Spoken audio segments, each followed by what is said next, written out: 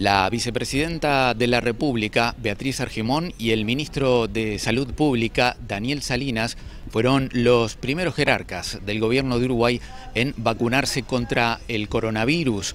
Recibieron la primera dosis de Coronavac, la vacuna de la farmacéutica china Sinovac.